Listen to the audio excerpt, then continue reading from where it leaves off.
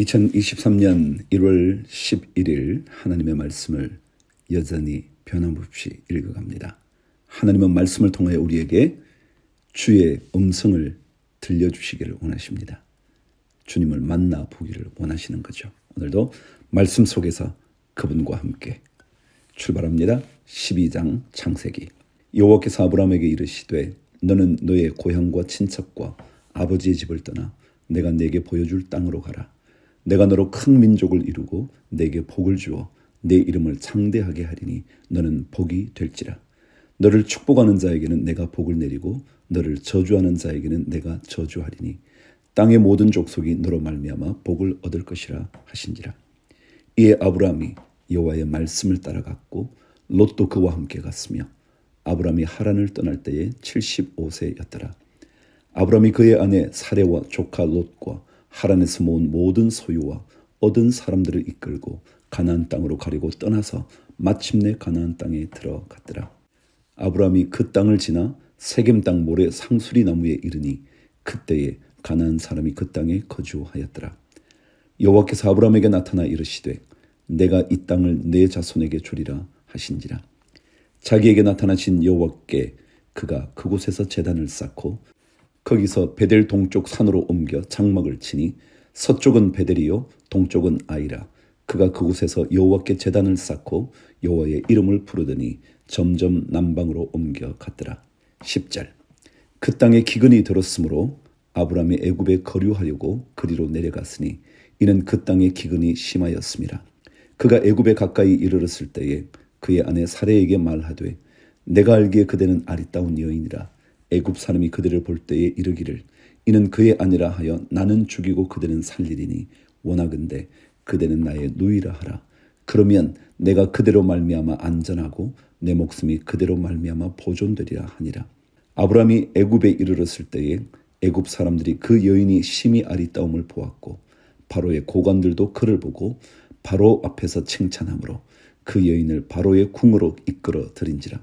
이에 바로가 그로 말미암아 아브라함을 후대함으로 아브라함이 양과 소와 노비와 암수 나귀와 낙타를 얻었더라. 여호와께서 아브라함의 아내 사레의 일로 바로와 그 집에 큰 재앙을 내리신지라. 바로가 아브라함을 불러서 이르되 내가 어찌하여 나에게 이렇게 행하였느냐. 내가 어찌하여 그를 내 아내라고 내게 말하지 아니하였느냐. 내가 어찌 그를 누이라 하여 내가 그를 데려다가 아내를 삼게 하였느냐. 내 아내가 여기 있으니 이제 데려가라 하고 바로가 사람들에게 그의 일을 명하매 그들이 그와 함께 그의 아내와 그의 모든 소유를 보내었더라.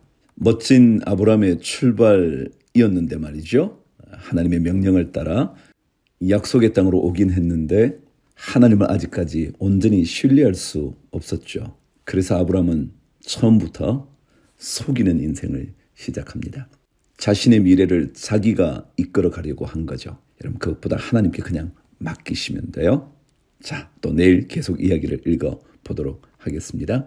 마태복음 11장. 예수께서 12 제자에게 명하기를 마치시고 이에 그들의 여러 동네에서 가르치시며 전도하시려고 그 길을 떠나 가시니라.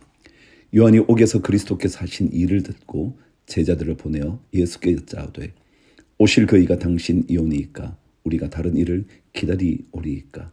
예수께서 대답하여 이르시되 너희가 가서 듣고 보는 것을 요한에게 알리되 맹인이 보며 못 걷는 사람이 걸으며 나병 환자가 깨끗함을 받으며 못 듣는 자가 들으며 죽은 자가 살아나며 가난한 자에게 복음이 전파된다 하라. 누구든지 나로 말미암아 실족하지 아니하는 자는 복이 있도다 하시니라. 그들이 떠나매 예수께서 무리에게 요한에 대하여 말씀하시되 너희가 무엇을 보리고 광야에 나갔더냐. 바람에 흔들리는 갈대냐. 그러면 너희가 무엇을 보리고 나갔더냐. 부드러운 옷 입은 사람이냐. 부드러운 옷을 입은 사람들은 왕궁에 있느니라. 그러면 너희가 어찌하여 나갔더냐. 선지자를 보기 위함이었더냐. 옳다. 내가 너희에게 이르노니 선지자보다 더 나은 자니라. 기록된 바 보라 내가 내 사자를 내 앞에 보내노니 그가 내 길을 내 앞에 준비하리라 하신 것이 이 사람에 대한 말씀이니라. 내가 진실로 너희에게 말하노니 여자가 낳은 자 중에 세례 요한보다 큰 이가 일어남이 없도다. 그러나 천국에서는 극히 작은 자라도 그보다 크니라. 세례 요한의 때부터 지금까지 천국은 침노를 당하나니 침노하는 자는 빼앗느니라. 모든 선지자와 율법이 예언한 것은 요한까지니 만일 너희가 즐겨 받을진대 오리라 한 엘리야가 곧 이 사람이니라. 귀 있는 자는 들을지어다. 이 세대를 무엇으로 비유할까? 비유하건대 아이들이 장터에 앉아 제 동물을 불러 이르되 우리가 너희를 향하여 피리를 불어도 너희가 춤추지 않고 우리가 슬피 울어도 너희가 가슴을 치지 아니하였다 함과 같도다. 요한이 와서 먹지도 않고 마시지도 아니하매 그들이 말하기를 귀신이 들렸다 하더니 인자는 와서 먹고 마심에 말하기를 보라 먹기를 탐하고 포도주를 즐기는 사람이요 세리와 죄인의 친구로다 하니 지혜는 그 행한 일로 인하여 옳다함을 얻느니라. 바리새인들은요 예수 그리스도의 가르침에 대하여 전혀 미동도 하지 않던 사람이잖아요. 말하자면 마치 피리를 불어도 춤추지 않고요. 슬피 울어도 함께 울어주지 않는다는 거죠. 다시 말하면 예수 그리스도께서 그들을 기쁨으로 초대해도 기쁨을 받지 않으려고 하고 그리고 깨달음의 시간, 눈물의 시간을 가져도 그들은 전혀 꼼짝하지 않던 사람이죠. 그런 바리새인들 되지 말라고 주님이 말씀하시는 것 아닐까요? 20절 예수께서 권능을 가장 많이 행하신 고을들이 회개하지 아니하므로 그때에 책망하시되 화 있을진저 고라시나 화 있을진저 베세다여 너희에게 행한 모든 권능을 두로와 시돈에서 행하였더라면 그들이 벌써 베옷을 입고 제에 앉아 회개하였으리라. 내가 너희에게 이르노니 심판날에 두로와 시돈이 너희보다 견디기 쉬우리라. 가버나움아 내가 하늘에까지 높아지겠느냐 음부에까지 낮아지리라. 내게 행한 모든 권능을 소돔에서 행하였더라면 그 성이 오늘까지 있었으리라. 내가 너희에게 이르노니 심판날에 소돔 땅이 너보다 견디기 쉬우리라 하시니라. 지난번 이스라엘을 갔더니 그런 얘기를 하시더라고요. 고라신과 베세다 오늘 성경 말씀대로 화 있을진저 고라신과 베세다 그 예수님의 권능을 그들이 듣고 보고도 그들은 변화되지 않았대요. 지금도 그곳은 황폐하답니다. 말씀을 듣고 움직일 수 있는 마음이 동할 수 있는 그런 삶이 되기를 축복합니다. 25절 그때 예수께서 대답하여 이르시되 천지의 주제이신 아버지여 이것을 지혜롭고 슬기 있는 자들에게는 숨기시고 어린 아이들에게는 나타내심을 감사하나이다. 옳소이다. 이렇게 된 것이 아버지의 뜻이니이다. 내 아버지께서 모든 것을 내게 주셨으니 아버지 외에는 아들을 아는 자가 없고 아들과 또 아들의 소원대로 계시를 받는 자 외에는 아버지를 아는 자가 없느니라. 수고하고 무거운 짐진 자들아 다 내게로 오라. 내가 너희를 쉬게 하리라. 나는 마음이 온유하고 겸손하니 나의 멍에를 메고 내게 배우라. 그리하면 너희 마음이 쉼을 얻으리니 이는 내 멍에는 쉽고 내 짐은 가벼움이라 하시니라. 무슨 말씀일까요? 그럼 주님은요 우리에게 영혼과 육신의 쉼을 주시기 위해서 말씀하시는 거예요. 그분이 말씀하심으로 우리를 고통으로 몰아넣으시려고 한 것이 아니고요. 오히려 우리의 마음에 근심이 물러가고 염려가 떠나가고 모든 아픔들이 치유되도록 주님은 우리를 부르시거든요. 그래서 주님께 가야죠. 가는 게 복이죠. 이제 느헤미야 1장으로 갑니다. 느헤미야서는 1, 2, 3차 귀환 중에 세 번째 귀환, 유대인들의 귀환 이야기가 담겨져 있죠. 느헤미야를 중심으로 한 3차 프로 귀환의 얘기가 담겨져 있습니다. 여러분 이미 말씀을 읽어오셨지만 에스라, 느헤미야, 에스더 이렇게 돼 있잖아요. 그죠? 에스라서는 스룹바벨과 예수아를 통하여 1차 귀환, 그게 에스라 1장에서 6장까지죠. 그 스룹바벨과 예수아가 성전을 재건하잖아요. 에스라 7장부터 10장까지는 에스라를 중심으로 율법의 말씀의 새로운 영적 부흥을 일으킨 이야기가 담겨져 있고요. 마침내 느헤미야서는 예루살렘 성벽을 재건하기 위하여 3차 귀환한 느헤미야의 이야기를 기록하고 있어요. 그러니까 에스라, 느헤미야 그 얘기가 계속 등장을 합니다. 자, 오늘 1장부터 읽어갈게요. 느헤미야는요, 하나님께서 위로하신다. 여호와 그분이 위로하신다. 3차까지 귀환하는 걸 보면 정말 그렇죠? 하나님의 위로하심이 있죠. 하갈의 아들 느헤미야의 말이라. 아닥사스다 왕 제20년 키슬러월에 내가 수산궁에 있는데 내 형제들 가운데 하나인 하나니가 두어 사람과 함께 유다에서 내게 이르렀기로 내가 그 사로잡힘을 면하고 남아있는 유다와 예루살렘 사람들의 형편을 물은즉 그들이 내게 이르되 사로잡힘을 면하고 남아있는 자들이 그 지방 거기에서 큰 환난을 당하고 능욕을 받으며 예루살렘 성은 허물어지고 성문들은 불탔다 하는지라.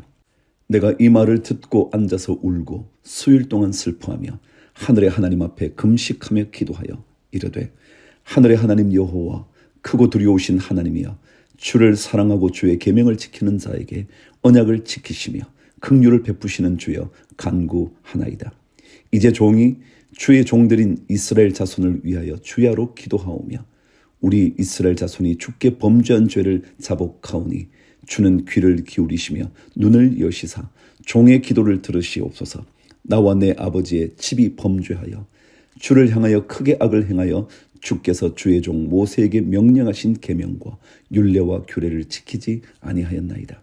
옛적에 주께서 주의 종 모세에게 명령하여 이르시되 만일 너희가 범죄하면 내가 너희를 여러 나라 가운데에 흩을 것이요 만일 내게로 돌아와 내 계명을 지켜 행하면 너희 쫓긴 자가 하늘 끝에 있을지라도 내가 거기서부터 그들을 모아 내 이름을 두려고 택한 곳에 돌아오게 하리라 하신 말씀을 이제 청하건대 기억하옵소서.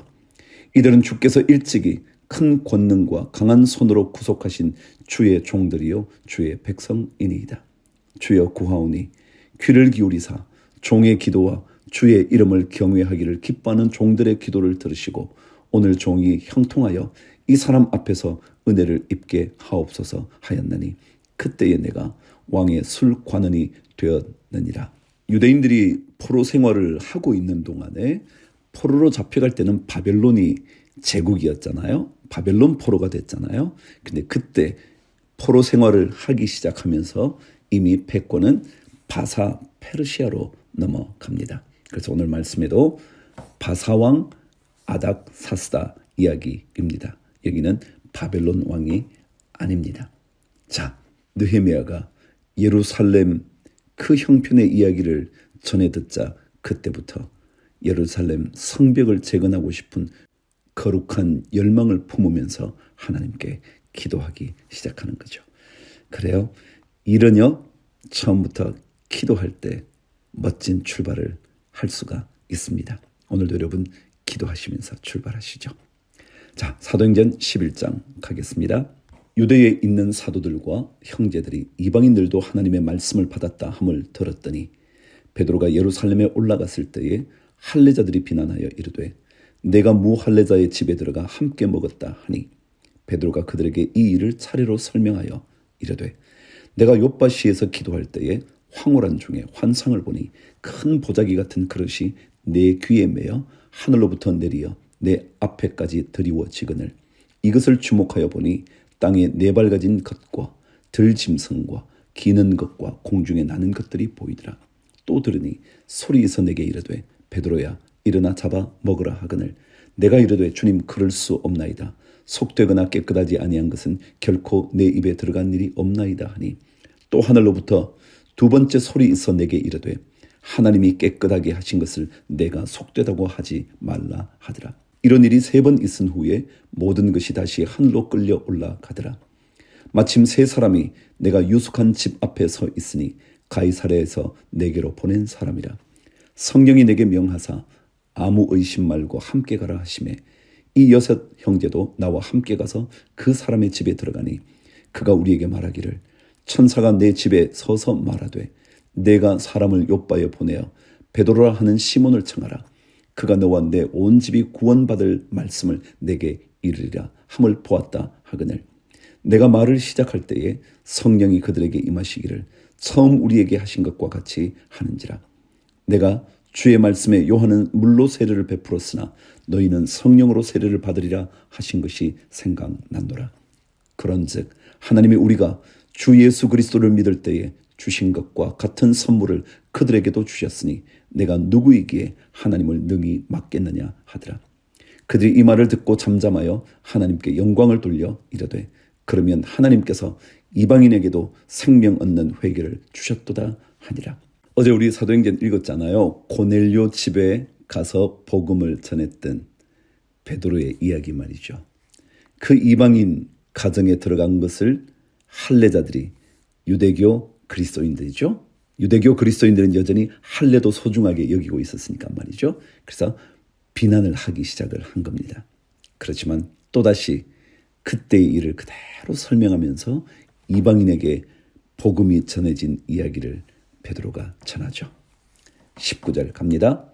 그때에 스데반의 일로 일어난 환란으로 말미암아 흩어진 자들이 베니게와 구브로와 안디옥까지 이르러 유대인에게만 말씀을 전하는데 그 중에 구브로와 구레네 몇 사람이 안디옥에 이르러 헬라인에게도 말하여 주 예수를 전파하니 주의 손이 그들과 함께 하심에 수많은 사람들이 믿고 주께 돌아오더라. 예루살렘 교회가 이 사람들의 소문을 듣고 바나바를 안디옥까지 보내니 그가 이르러 하나님의 은혜를 보고 기뻐하여 모든 사람에게 굳건한 마음으로 주와 함께 머물러 있으라 권하니 바나바는 착한 사람이요 성령과 믿음이 충만한 사람이라. 이에 큰 무리가 주께 더하여지더라. 바나바가 사울을 찾으러 다소에 가서 만남에 안디옥에 데리고 와서 둘이 교회에 1년간 모여 있어 큰 무리를 가르쳤고 제자들이 안디옥에서 비로소 그리스도인이라 일컬음을 받게 되었더라. 그때에 선지자들이 예루살렘에서 안디옥에 이르니 그 중에 아가보라 하는 한 사람이 일어나 성령으로 말하되 천하의 큰 흉년이 들리라 하더니 글라우디오 때에 그렇게 되니라. 제자들이 각각 그 힘대로 유대에 사는 형제들에게 부조를 보내기로 작정하고 이를 실행하여 바나바와 사울의 손으로 장로들에게 보내니라. 드디어 복음이 안디옥까지 진출합니다. 이 안디옥은요, 시돈이 꽤나 북쪽에 있거든요. 거기서부터 수백 킬로, 한 300km 정도 떨어진 데예요. 그리고 그 당시에 이 로마 제국에서 로마와 알렉산드리아 그 다음으로 거대한 도시였거든요. 그러니까 그곳에서 드디어 하나님의 복음이 전파되기 시작하는 거죠. 사도행전에는요, 안디옥이 두 군데 등장하거든요. 하나는 수리아 지역에 안디옥이 있고요. 또 더 안쪽으로 위쪽으로 올라가서 현재의 터키 지역에 비시디아에 있는 안디옥이 있어요. 그러니까 사도 바울의 첫 번째 복음을 전하는 그 초기 선교사에게는 수리아 안디옥, 오늘 11장에 읽었던 말이죠. 그리고 1차 전도 여행이 본격적으로 시작됐을 때는 비시디아에 있는 안디옥까지 갑니다.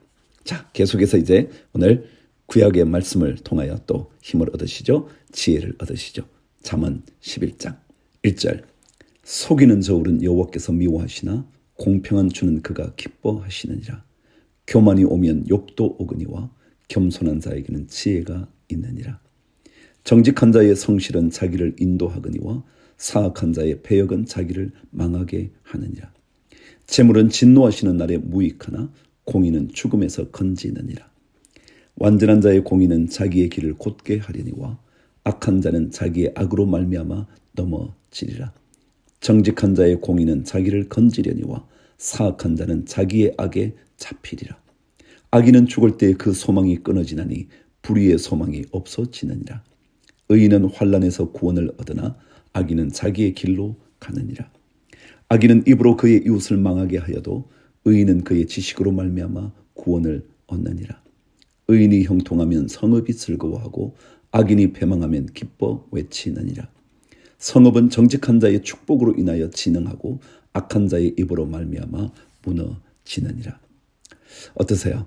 정직한 자의 축복으로 말미암아 그 지역, 그 주변이 진흥한데요. 막 흥하게 된다는 거죠.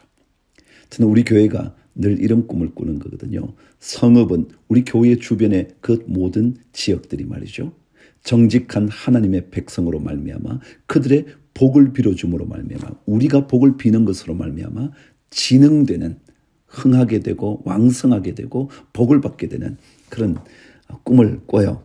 우리 함께 그 일을 해나가야죠. 12절 지혜 없는 자는 그의 이웃을 멸시하나 명철한 자는 잠잠하느니라. 두루다니며 한담하는 자는 남의 비밀을 누설하나 마음이 신실한 자는 그런 것을 숨기느니라.